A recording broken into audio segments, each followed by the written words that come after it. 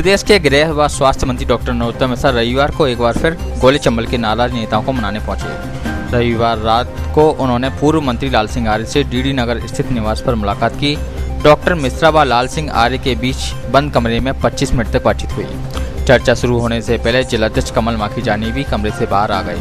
चर्चा के बाद गृह मंत्री ने कहा कि लाल सिंह मेरे मित्र हैं। हालांकि जब उनसे पूछा गया कि 2 दिन पहले भोपाल में भी मुलाकात हुई थी, फिर चर्चा के लिए उनके निवास पर आने की क्या आवश्यकता पड़ गई, इस पर गृह मंत्री ने चुप्पी साध ली। इस महीने में यह तीसरा अवसर है जब नरोत्तम मिश्रा ने स्थानीय नेताओं से मुलाकात कर उनकी नाराजगी और शंकाओं का समाधान करने का प्रयास किया है। मेरा घर है, मैं आते ही रहता हूँ ग्वालियर। आज और कल क्यों जोड़ देते हो उसे? किस तरह की आज मुलाकात हुई है आपकी लाल सिंह जी से? किस तरह की क्या? मेरी लाल सिंह जी से लगातार मुलाकात होती रहती है। अभी परसों ही भोपाल में मिले थे हम। आज जरूर दूसरा कोरोना संक्रमण चल रहा है। भारतीय जनता पार्टी के लोग बैठक कर रहे हैं और मिल रहे हैं लोगों ना मास्क लगाना, सोशल डिस्टेंस का पालन कर रहे हैं।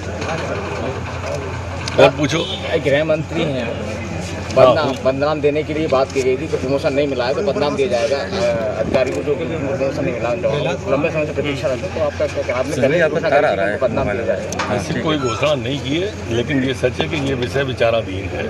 सर जवाब नहीं दिया आपने। भारतीय जनता पार्टी कमलनाथ ने एक ट्वीट करी है कि 22 जयचंदों को उनका बेचकर जो है वो तो सेटल हो गए हैं। अब आप लोगों का क्या होगा?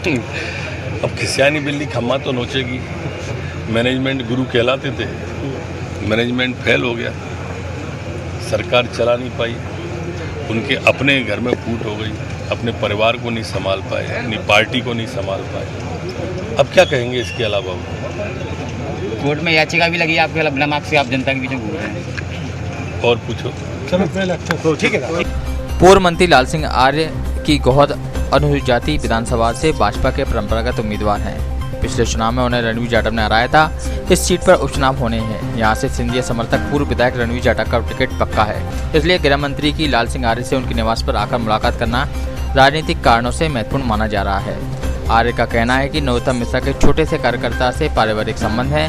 पारिवारिक संबंध होने के कारण मुलाकात करने के लिए आए थे।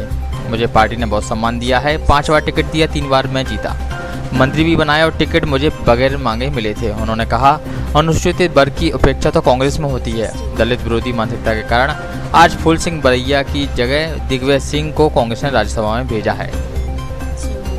क्या बात हुई कि चुनावी बातचीत भी जो सीट को लेकर भी चल रहा है? आदरणीय नरोत्तम मिश्रा जी हमारे नेता हैं। उनका स्वभाव है पार्टी के कार्यकर्ताओं नेताओं से सतत संपर्क बनाए रखना, और भारतीय जनता पार्टी में संवाद, संपर्क, परिवार भाव ये कार्यकर्ता का, नेता का अंग होता है। तो इसलिए सहज में वो घर पर मिलने आए थे। राजनीतिक कोई बात नहीं है। एक गरीब और कह सकते हैं कि मजदूर के लड़के के घर पर उसको सम्मान देने आए हैं। मैं उनका आभार व्यक्त करता हूँ। लाल सिंह जी, एक सवाल है राजनीतिक। तो कांग्रेस लगातार ये दावा कर रही है कि दलित विरोधी पार्टी है भारतीय जनता पार्टी, दलितों की असली हितैषी कांग्रेस है। क्या कहना चाहिए? मुझे लगता है कांग्रेस से बड़ी दलित विरोधी कोई पार्टी है ही नहीं। 1952 में पहला चुनाव बाबा साहब भीमराव अंबेडकर बॉम्बे से लड़े। पंडित जवाहरलाल नेहरू उन्हें हराने के लिए गए। भंडारे से दूसरा उपचुनाव लड़े। पंडित जवाहरलाल नेहरू वहाँ भी अंबेडकर जी को हराने गए। एक सामाजिक समरसता लाने वाला, एक दलित शोषित पीड़ितों को सम्मान दिलाने के लिए सकारात्मक ढंग से काम करने वाला संविधान निर्माता को वो सम्मान नहीं दे पाए तो दूसरे दलितों को कहा देंगे? अंबेडकर जी से जीवन से जुड़े हुए 5 ऐसे महत्वपूर्ण स्थान हैं जिन्हें अंतर्राष्ट्रीय या राष्ट्रीय स्मारक बनाना चाहिए था, कांग्रेस के राज्य में कभी नहीं बने। भारतीय जनता पार्टी ने वो 5 राष्ट्रीय और अंतर्राष्ट्रीय स्मारक बनाने का काम किया। अभी ताज़ा उदाहरण है, फूल सिंह बरैया जो दलित का बेटा था, उसे राज्यसभा चुनाव में ना जिताकर उन्होंने राजा को चुनाव जिताया। इसका मतलब ये है कांग्रेस पार्टी राजा महाराजाओं की, तानाशाहों की पार्टी है, दलितों गरीबों की पार्टी नहीं है।